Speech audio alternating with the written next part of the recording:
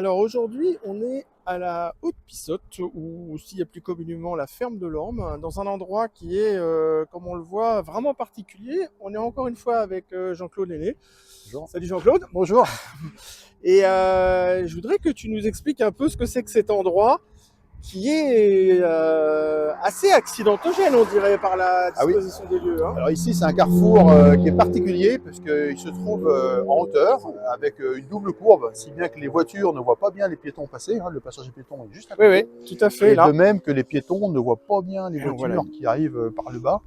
Et il y a eu un accident pas plus tard que la semaine dernière.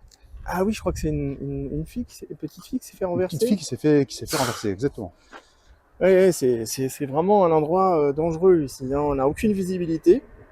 Et alors, je suis étonné parce que il me semblait que c'était une top priorité en 2020, non? Oui, alors quand on fait un peu d'archéologie, on retrouve cette problématique de sécurisation du carrefour de la ferme de l'Orme dans le conseil municipal de décembre 2020. Ouais. Et c'était effectivement une priorité très critique pour la ville de Beynes. Tiens, on va mettre un extrait. Avec des travaux annoncés finis en 2021. L'urgence, de notre point de vue, qui est absolue, c'est la sécurisation du carrefour de la ferme de l'Orme.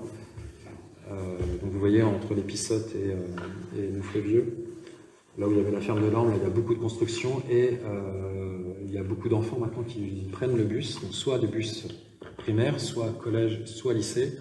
Et le carrefour est extrêmement dangereux pour les piétons. Malheureusement, il y a eu un accident il y a peu de temps.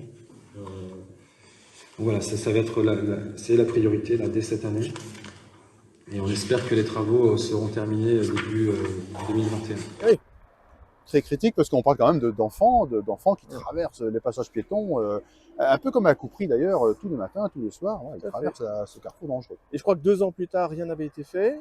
Non, ça a été relancé par Sophie Sauteur, qui a rappelé cette problématique de haute sécurisation. Qui était considérée comme une urgence absolue au Europe 2020, l'aménagement du carrefour de la ferme de l'Orme. Oui.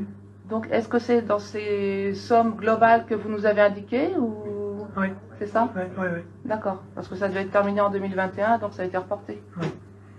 Oui, c'est reporté. Oui. D'accord, mais c'est pas abandonné, ça. Non, c'est pas abandonné. Ça va pas se limiter au radar pédagogique.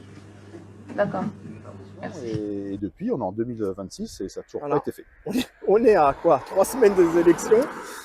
Oui, alors étrangement, on voit effectivement, un petit document là se passer dans le carrefour où on voit qu'une société va poser des feux à récompense. Alors à surveiller, parce qu'on est quand même dans un carrefour, les feux à récompense, c'est plutôt, c'est interdit dans un carrefour, donc c'est peut-être à mon avis des feux micro-régulés.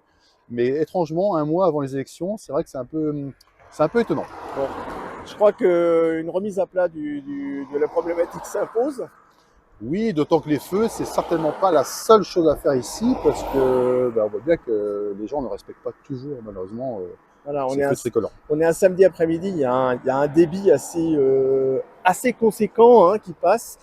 Aux heures de pointe, c'est le grand défilé ici, matin et soir. Oui, avec des vitesses excessives, malgré que ce soit limité à 50, puisque vous traversez le village. Voilà. Et malgré ça, les gens, on sait bien qu'ils ont tendance à aller beaucoup, beaucoup plus vite. Voilà. Donc il va falloir qu'on règle cette problématique de manière définitive lors du prochain mandat. On termine le chantier de sécurisation de ce carrefour. Voilà. Affaire à suivre donc.